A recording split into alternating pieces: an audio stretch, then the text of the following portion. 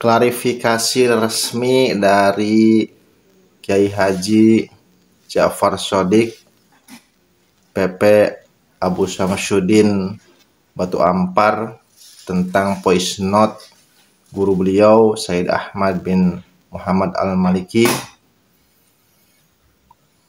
bahwa beliau itu telah ikut-ikutan membatalkan nasab kaum Habib Alwi. Ini kita simak bersama klarifikasi resmi dari beliau. Marahi saya, ya. Dulu sudah saya antisipasi kan itu. Ini nanti pasti kalau mereka itu tidak mampu menanggapi saya dan melawan dalil-dalil, data-data yang saya tunjukkan, atau bahkan ingin melumpuhkan tesis saya, pasti mereka akan menggunakan guru-guru yang ada di Mekah. Jadi begini, baik. Yang pertama, voice itu memang benar dari salah satu guru saya yang di Mekah, yang sudah beredar dan masyhur namanya. Yang pertama. Terus yang kedua, hal ini sudah saya antisipasi. Jadi saya tidak kaget teman-teman dengan adanya itu. Kenapa? Karena sudah saya antisipasi. Dan dulu sudah saya sampaikan antisipasi saya kepada teman-teman. Pasti mereka nanti kalau sudah kelepek-kelepek, kalah, ya kapok, nggak bisa melawan, pasti mereka akan menggunakan kekuatan tangan besar guru saya. Pasti itu. Ada yang nanya, terus kalau memang begitu, ya saya tidak kaget. Karena dulu ya, ada peristiwa juga. Ya, yang menjadi korban fitnah mereka. Kalau saya sebut namanya. Nah, tapi ya, begini ceritanya. Awal bergejolaknya Azmathon itu tidak seviral sekarang kan. Tidak seviral polemik nasab. Dulu kan pertamanya Azmathon. Sekitar berapa ya, tahun berapa? Tahun 2015-an atau 14 itu. Bergejolaknya Azmathon itu memakan korban trio Azmathon yang sedang belajar di Mekah. Trio Azmathon. Trio Azmathon ini anaknya, putranya kiai-kiai besar yang berjuang untuk Azmathon. Makanya menamakan dirinya itu trio Azmathon. Trio Azmathon ini dipulangkan dari pondok. Coba bayangkan. Kalau yang festival sekarang kan yang cuma dimarahi. Mungkin seandainya saya masih ada di pondok ya pasti dipulangkan. Ya, tapi kan sekarang sudah, alhamdulillah saya sudah pulang, ya, sudah berdakwah dengan apa yang saya ketahui, gitu. Jadi itu mereka itu dulu di pondok, dan ini adalah saudara saya semua. Ya, tapi yang paling dekat dulu satu di antara mereka, paling dekat sekali dengan saya.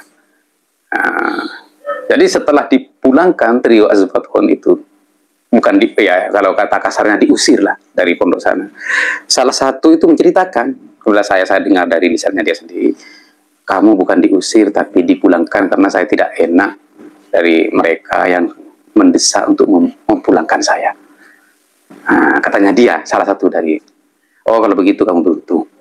Kamu dipulangkan bukan karena dari hatinya beliau, tapi atas desakan para kabib-kabib Ba'alawi itu untuk memulangkan kalian. Beruntung. Dasar saya, wa'ala thalathatil ladzina khulifu. Ada 3 sahabat dulu yang yang pura-pura sakit, nggak ikut perang, tapi akhirnya memberanikan diri untuk jujur kepada baginda Nabi dan dihukum oleh baginda Nabi, kemudian taubatnya langsung turun, diumumkan oleh Allah Subhanahu wa Ta'ala. Jadi kamu bukan dari hati guru kita, ini karena desakan. Nah, jadi teman-teman, ini yang terjadi sekarang ini itu juga permintaan, sama seperti yang terjadi kepada 3 orang dulu yang berjuang untuk Azmathon, dan itu dipulangkan. Jadi saya tenang, ya. Jadi apa yang beredar itu dauh guru saya yakin itu bukan dari hatinya, tapi atas permintaan mereka dan para kibin dan kurcaci mereka yang sudah kehabisan cara untuk melawan tesis. Terus yang ketiga ini kan sudah jadi bahan premingan Siapa kori, gepur, bib gepur, kebab gapur itu ya. Kalau saya bilang kalau gapur itu kebab dapur itu, bukan kabib gepur, kebab dapur yang apa ya? Sekarang pateng-tang di TikTok setiap malam itu hanya memframing suara guru saya ini yang sekarang lagi viral dan beredar. Tapi menurut saya ini kerugian bagi mereka, teman-teman. Kenapa? Jadi mereka itu nanti apa ya, akan semua publik tahu, rakyat tahu kalau mereka hanya bisanya memframing, bisanya ya lapor seperti anak kecil walaupun sudah tua-tua, bisanya dolim, singkirkan dia, kan gitu. Jadi nggak bisa gentleman ya. Kan sudah saya tantang kemarin itu, di diri saya masih ada itu. Kalau berani, ayo kita diskusi, adu data, duduk bersama, jangan adu otot, jangan adu jotos, ya adu otak, adu data, itu kan. Buktinya kan nggak berani. Beraninya ngelapor, ya saya suruh marahi, kan itu beraninya. Jadi insya Allah semua netizen bisa menilai ya, mereka bisanya ya menjatuhkan, framing. Nah, sebenarnya kalau saya jadi mereka, saya larang Gapur dan si Kori pengkhianat itu untuk memframing, karena ini akan memperlihatkan dengan jelas kualitas keilmuannya yang hanya bisa memframing, menghina, mencaci, seperti perilaku bosnya ketika mencaci para ulama di panggung-panggung, hai babi, hai anjing, ketika kontestasi pilpres dulu. Kan kalah pintar dengan para kiai, akhirnya ya hai babi, hai anjing, ya memframing, mencaci dan menjatuhkan. Nah, seperti itu disampaikan. Ya, baik teman-teman. Terus yang ketiga, kami sudah apa ya, mengkaji hegemoni total seorang guru terhadap murid. Nah, saya mengkaji. Jadi konsep seperti ini adalah konsep Imamiyah, Ismailiyah. Ini saya mengkaji, nanti di video berikutnya akan saya jelaskan secara detail nanti konsep ini. Jadi kita semua ini di Indonesia selama ini sudah dicekoki konsep mereka tanpa kita sadari. Hukuku syekh la taubatalahu itu diantaranya. Jadi seorang murid ini seolah-olah tidak boleh berijtihad, berjuang dan berusaha di dalam keilmuannya, kajiannya. Jadi harus patuh total kepada guru. Kalau berbeda dengan guru, maka murid ini akan dicap seperti murid durhaka. La haula wala quwwata illa billah. Padahal kalau ahli sunnah wal jamaah tidak seperti itu. Jadi kalau ahli sunnah wal jamaah, kecuali orang-orang yang terlanjur asubiyah, fanatisme, fanatik buta. Kenapa saya bilang seperti ini? Saya mengkaji tentang lahirnya mazhab ketiga. Tahu siapa mazhab ketiga? Ya tentu Asy-Syafi'i dong. Imam Syafi'i. Jadi awal mulanya Imam Syafi'i berijtihad untuk mendirikan mazhab ketiga ini banyak dikecap. Bahkan dibilang durhaka kepada gurunya. Bahkan Ashab bin Abdul Aziz ini temannya, satu alumni. Kan Imam Syafi'i ini muridnya Imam Malik. Jadi teman-temannya semua pengikutnya Imam Malik mendoakan Imam Syafi'i sampai dia meninggal dalam sujudnya, ya Allah, Allahumma amit Syafi'i. Ya Allah, matikan Syafi'i. Fa in abqaitahu lam darasa madhab Imamuna Malik. Jika engkau membiarkan Syafi'i hidup, maka madhab guru kami Imam Malik ini akan terkikis habis oleh madhab Syafi'i. Kenyataan apa yang dia doakan. Allah tidak mematikan Imam Syafi'i, dan yang Allah mengijabai barisan kedua dari doanya Ashab. Ini sama-sama orang Islam, iya, sama-sama orang Islam. Ini sama-sama orang Ahlussunnah wal Jamaah, iya, sama-sama orang Ahlussunnah wal Jamaah. Kok bisa terjadi seperti itu? Nah, disitulah hati manusia yang tidak mungkin sama. Disitulah hawa nafsu manusia yang tidak mungkin sama. Tapi seandainya tidak ada usaha dari Imam Syafi'i, maka tidak akan lahir mazhab ketiga, dan kita mungkin pasti akan memiliki dua mazhab, yaitu Hanafi dan Maliki, dan kita harus berkiblat kebiasaan kita kepada kebiasaan orang ahli Madinah yang menjadi perhatian khusus oleh Imam Malik di dalam mendirikan mazhabnya. Jadi semua orang muslim di dunia, kebiasaan adat kebiasaan ini, budaya harus berkiblat ke Madinah. Begitu teman-teman. Jadi apa yang sudah terjadi dan beredar itu nggak usah dirisaukan, karena itu adalah kekejian mereka yang tidak mampu melawan kita dengan adu data dan berbanding dalil seperti itu. Saya yakin trio Azmat Khon itu ketika mendengar ini ya pasti tertawa. Mereka menjadi korban lebih dulu daripada saya, tapi korbannya mereka itu lebih kejam daripada saya, dan lebih khusus terhadap saudara-saudara yang sering menanyakan bagaimana tanggapan saya terhadap voice yang sudah beredar itu. Inilah tanggapannya. Jadi ponakan-ponakan yang sering nanya, ini tanggapannya, dan nggak usah dianggap apa-apa, karena pasti beliau itu hanya diminta untuk marah, dan beliau pasti tertekan, kemudian beliau melakukannya. Seperti halnya dulu kepada trio Azmat Khon yang harus dipulangkan dari pondok, tapi karena ini bukan kemauan beliau dan bukan dari hati beliau, mereka itu sekarang menjadi orang-orang besar semua, orang-orang sukses semua, karena mereka adalah mazlum. Dan salah satu dari mereka dulu menyampaikan kepada saya bahwa beliau ini berkata, mohon maaf, kami harus memulangkan kalian semua, tapi ini bukan atas kemauan saya, tapi atas desakan dari mereka-mereka itu. Jadi kamu dipulangkan nggak apa-apa ya, tapi bukan atas dasar kemauan dari saya. Jadi saya mohon maaf. Kenapa kok bisa seperti itu? Yang mengelilingi beliau itu sekarang adalah Bang Alawi semua, ketua pengurus, sekretaris pengurus, bendahara, dan para sesepuhnya itu. Memang mereka itu hebat di situ. Jadi kalau punya keinginan ya, kalau punya keinginan itu, maka mereka mengorbankan diri mereka untuk tidak pulang ke tanah air atau ke Indonesia, ya. Mereka lebih bertahan di sana untuk menguasai pondok, ya. Oleh karena itu,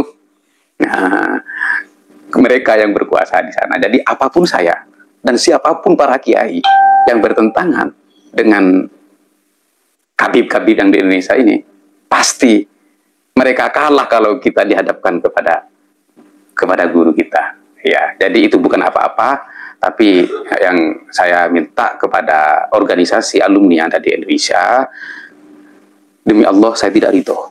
Demi Allah saya tidak ridho kalau guru kita itu diseret terhadap polemik yang ada di Indonesia.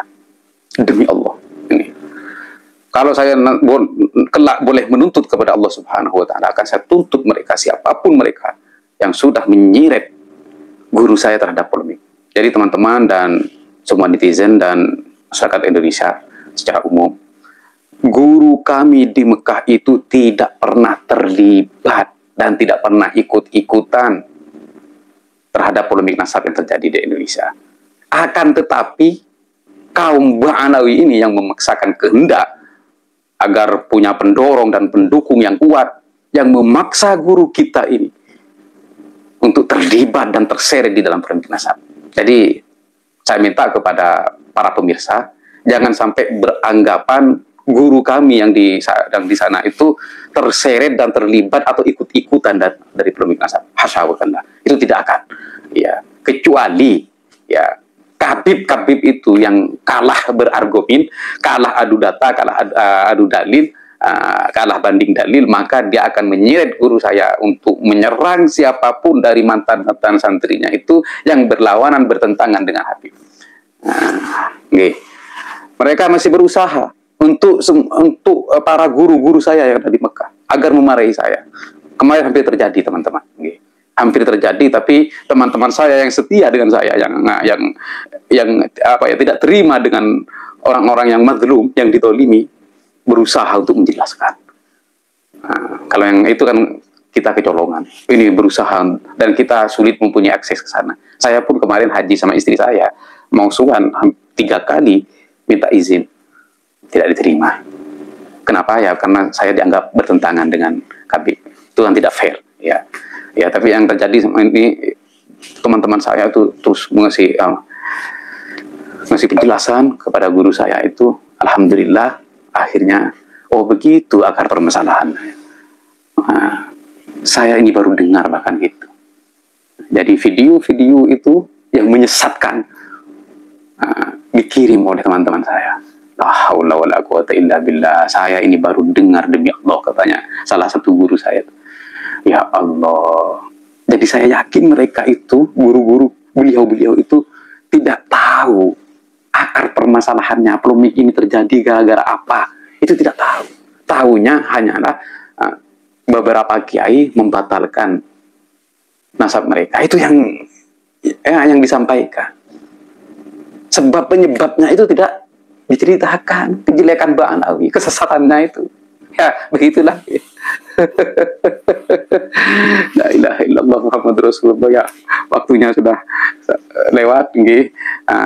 Insya Allah bisa dipahami ya. Ya, itu bukan kemauan guru saya. Dan itu hanya fitnah yang masuk, laporan yang masuk ya untuk menjatuhkan dan membunuh karakter saya. Dan ternyata guru-guru saya itu tidak tahu akar permasalahannya, siapa pertama yang berulah. Padahal mereka pertama yang berulah.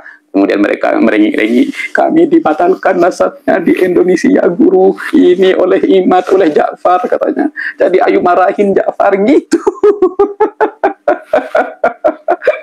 Baik, semoga bermanfaat. Ini klarifikasi dari saya.